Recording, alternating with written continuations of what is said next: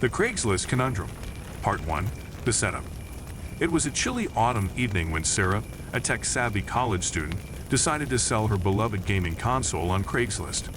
She needed some quick cash to cover her mounting bills, and the sleek console had become an extravagance she could no longer afford. With a few clicks and a well-composed description, Sarah's listing was live, offering her prized possession for a price that would surely attract potential buyers.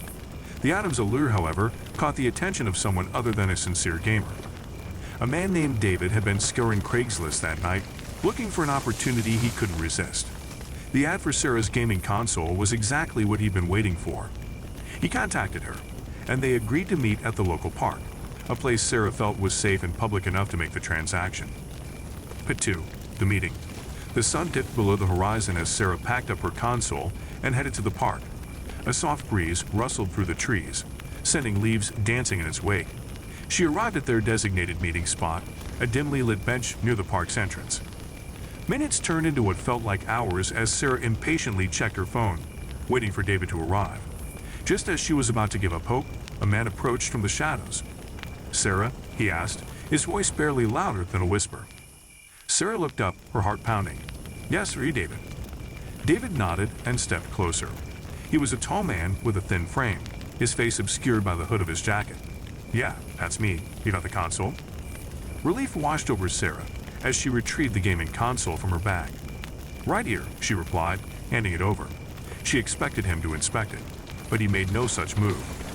Instead, David's hand disappeared into his jacket pocket, and Sarah's pulse quickened. "Hey, what are you doing?" she stammered. But 3. The confrontation. A cold glint caught the dim light as David withdrew a gun from his pocket, pointing it directly at Sarah.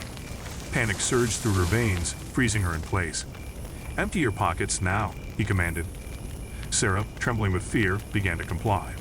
She pulled out her phone, wallet, and keys, placing them on the bench beside her. "Good," David hissed, never taking his eyes off her. "Now, stand up slowly and walk towards the alley over there." The alley he pointed to was dark, foreboding, and concealed by a canopy of gnarled trees. Sarah's mind raced as she considered her options.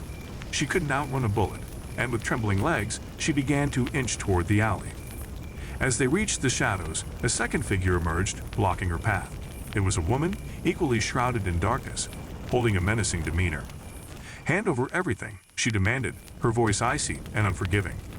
Sarah, her breath quivering in the frigid air, placed her possessions at the woman's feet. The gun in David's hand remained trained on her, and the realization sunk in that she was trapped. But 4. The revelation. As David pocketed her belongings, the woman glanced at Sarah's gaming console. "Is this all you got?" she sneered, disappointment evident in her voice. Sarah, still quaking, found her voice. "Yes, that's everything. Please, just let me go." The woman regarded her for a moment before signaling to David, "Search her bag." David hesitated for a second, but ultimately reached for Sarah's bag. His fingers fumbled through her belongings until he found a small, folded piece of paper. "What's this?" he muttered, unfolding the paper. Sarah's heart pounded louder. She had almost forgotten about the note she'd placed in her bag, an emergency plea for help, scribbled in desperation before leaving her apartment. David's eyes scanned the note, and he burst into laughter. "Look at this, Jane," he said to the woman. She thought someone would save her. Pathetic. The woman, Jane, chuckled darkly. "Well, it won't make any difference now." But 5. The escape. Just when it seemed all hope was lost, the distant sound of sirens pierced the stillness of the night. The robbers exchanged anxious glances, their grip on Sarah faltering for a split second. Sarah seized the opportunity. With adrenaline-fueled speed, she darted towards the nearest tree, using it as cover. Panic-stricken shouts from David and Jane followed her. As she neared the edge of the park, a patrol car skidded to a halt nearby. 2 police officers emerged, guns drawn, their flashing lights painting the scene in a surreal mix of red and blue. Seeing the officers, David and Jane turned and fled in the opposite direction, leaving Sarah behind. The police officers quickly took charge, ensuring her safety and calling for backup. But 6. The aftermath. In the end, the Craigslist Conundrum was not the end of Sarah's story. She had narrowly escaped a terrifying ordeal that could have cost her more than just her gaming console. David and Jane were eventually apprehended and faced justice for their crimes. The Craigslist Nightmare. Part 1. The Craigslist ad. In the quiet, suburban town of Millbrook, nestled beneath the shadow of dense woods, lived a young woman named Sarah. She had recently moved to town, looking for a fresh start after a difficult breakup. In need of some extra cash, she decided to offer her services as a massage therapist on Craigslist. One evening, while scrolling through the endless ads on the site, she stumbled upon a message that caught her attention. Relax and unwind. Experienced masseur offering in-home massages. The ad was simple, yet inviting, with a promise of relaxation and serenity. The poster identified himself as David. Part 2. A mysterious meeting. Sarah decided to respond to the ad, hoping to start her new life with a lucrative client. David replied promptly, expressing interest in her services. He mentioned that he lived in a secluded cabin deep within the woods, a place where he preferred to receive massages for the ultimate relaxation experience. Intrigued, Sarah agreed to meet him there. The following Friday evening, Sarah found herself driving deeper into the woods than she had ever been before. Tall trees loomed overhead, their branches casting eerie shadows in the fading light. Anxiety gnawed at her as she followed David's hand-drawn map to the secluded cabin. Part 3. The isolated cabin. The cabin emerged from the woods like a hidden secret. It was old and weathered, its windows dark. Sarah hesitated but knocked on the door. After a long pause, it creaked open, revealing a dimly lit interior. A chill ran down her spine as she stepped inside. David, a tall and imposing figure, greeted her with a disarming smile. He led her to a dimly lit room with a massage table at its center. Sarah's unease grew as she realized there were no other rooms in the cabin. She considered leaving but decided to give David the benefit of the doubt. Part 4. A sinister turn. Sarah began the massage, her hands working to ease David's tension. He lay silent on the table, but the air was thick with an unsettling tension. As she continued, she noticed something peculiar on the floor, a stain, dark and foreboding. She couldn't help but wonder if she had made a grave mistake. Suddenly, David's demeanor changed. His relaxed facade gave way to a menacing grin. He lunged from the table, pinning Sarah down. Panic surged through her as she realized the horror of her situation.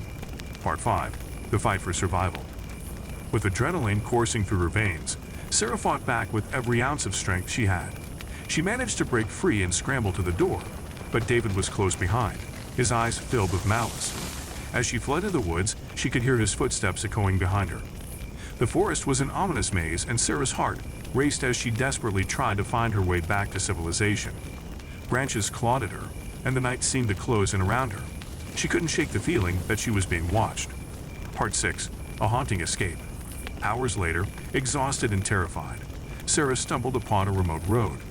She flagged down a passing car, its headlights revealing her tear-stained face. The driver, a kind stranger, offered her refuge and called the police. David was eventually apprehended, and Sarah's terrifying ordeal came to an end. But the scars, both physical and emotional, would linger for a lifetime. The Craigslist ad that had seemed like an opportunity had turned into a nightmare, a stark reminder of the dangers lurking in the digital realm. As the years passed, Sarah became an advocate for online safety, using her story to raise awareness about the risks of meeting strangers through the internet.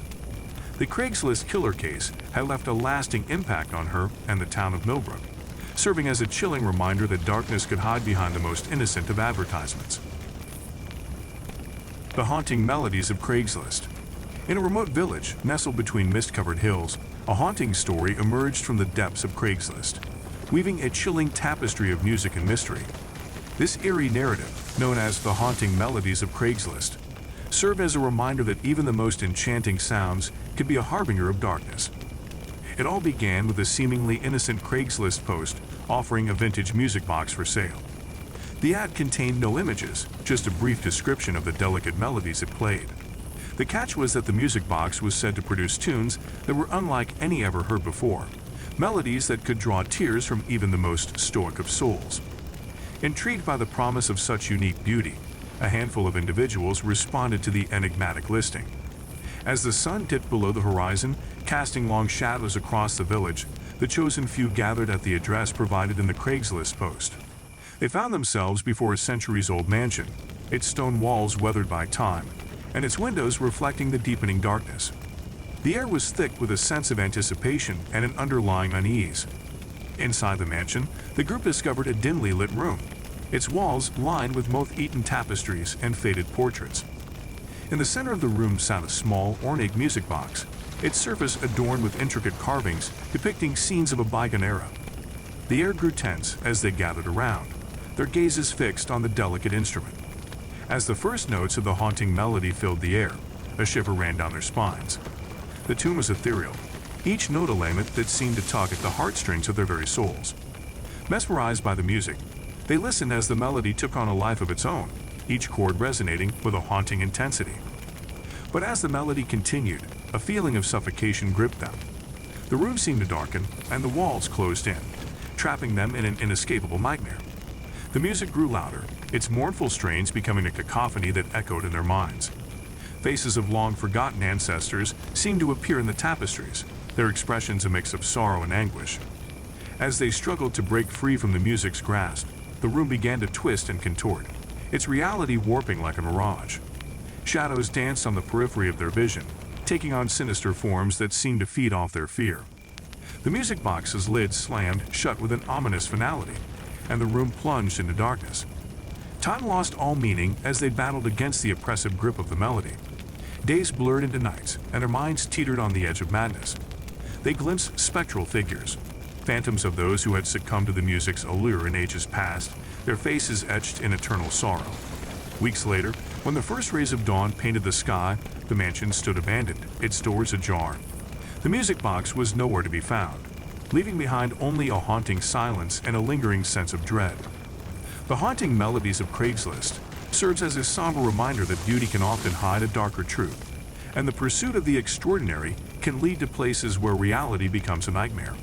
It warns against being captivated by promises of unique experiences, for the price of such enchantment can be a descent into a world where sound and reality blur into an indistinguishable abyss. And in the village that bore witness to this eerie tale, the mist-covered hills whisper secrets of the music that once ensnared souls and shattered minds. The Cryptic Carnival tickets. In a quiet suburban town, where the humdrum of daily life masked a darker underbelly, a spine-tingling story emerged from the depths of Craigslist. This eerie narrative, known as the Cryptic Carnival tickets, sent shivers down the spines of those who dared to contemplate the unknown dangers lurking in the most unsuspecting corners of the internet. It all began with a cryptic Craigslist post that promised entry to an otherworldly carnival unlike any other. The ad, accompanied by a series of enigmatic symbols, offered tickets to those who could decipher the riddle within. 4 thrill seekers, drawn by equal parts curiosity and the allure of the unknown, took up the challenge and gathered to solve the puzzle. As twilight descended, casting long shadows across the town, the group of brave individuals found themselves at the address provided in the Craigslist post.